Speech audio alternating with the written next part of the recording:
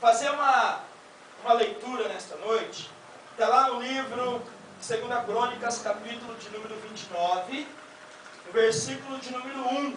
Tá? Nós vamos a partir do versículo de número 1. Então você que tem a sua Bíblia aí, você abra, acompanhe, tá? Você que não tem a Bíblia, você preste muita atenção no que Deus vai falar com você nessa noite, tá? E os irmãos que têm a facilidade de sentir a presença de Deus, eu quero nessa noite cheios da unção do Espírito Santo. Glória a Deus. Amém? As pessoas que vão assistir esse vídeo vão ser tocadas pelo poder de Deus, tá? As pessoas que vão acessar o nosso canal vai ser abençoada através das nossas vidas, porque Deus está neste lugar. Amém? 2 Crônicas, capítulo de número 29, a palavra do Senhor diz assim nesta noite: tinha Ezequias 25 anos de idade quando começou a reinar, e reinou 29 anos em Jerusalém, e era o nome da sua mãe Abia, filha de Zacarias. E fez o que era reto aos olhos do Senhor, conforme tudo o quanto fizera Davi, seu pai. Ele, no ano primeiro do seu reinado, no mês primeiro, abriu as portas da casa do Senhor e as restaurou.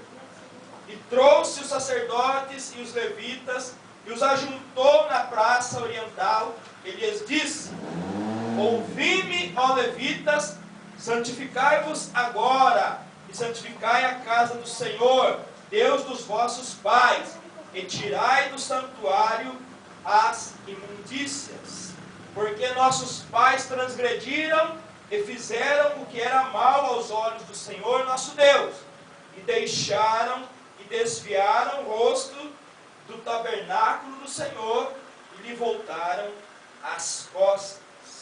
Também fecharam as portas do alpendre e apagaram as lâmpadas, e não queimaram incenso, nem ofereceram holocausto no santuário ao Deus de Israel, pelo que veio grande ira do Senhor sobre Judá e Jerusalém, e os entregou à perturbação e à assolação e ao assobio, como vós os estáis vendo com os vossos olhos. Porque eis que os nossos pais caíram à espada, e os nossos filhos e as nossas filhas e as nossas mulheres estiveram por isso em cativeiro. Agora me tem vindo ao coração que façamos um concerto com o Senhor, o Deus de Israel, para que se desvie de nós o ardor da sua ira.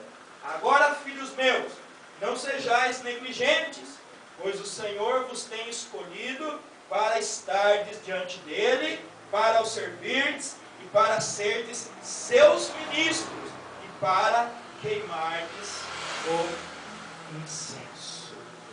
Amém? Pode fechar a tua Bíblia. Dá um cutucãozinho no irmão e diga assim para ele: presta atenção. Diga a ele assim: presta atenção. Quem é de Deus entende as coisas de Deus. Eu estou falando com pessoas entendidas da palavra de Deus nesta noite. Nós estamos pregando para pessoas que vão morar no céu.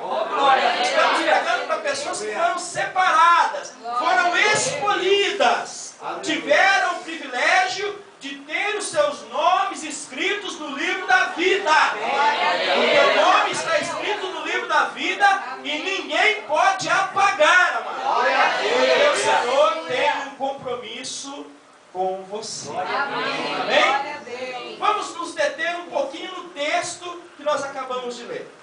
A Bíblia diz aqui que aos 25 anos de idade assume o trono de Israel, assume o trono de Judá, um jovem de nome Ezequias. A Bíblia diz mais à frente, olha o que a Bíblia diz sobre esse moço. Ele reinou durante 24 anos diante do trono de Deus. 24 anos ele reinou em Judá. Mas a Bíblia que depois de Ezequias e antes de Ezequias, nunca houve um rei semelhante. Amado, depois de você, nunca houve e não haverá alguém que faça o que você fez no Senhor. Glória a Deus, aleluia. A Bíblia diz que o rei Ezequias, quando ele toma a frente, quando ele assume a autoridade de rei, a Bíblia diz que ele toma uma primeira preocupação na vida dele.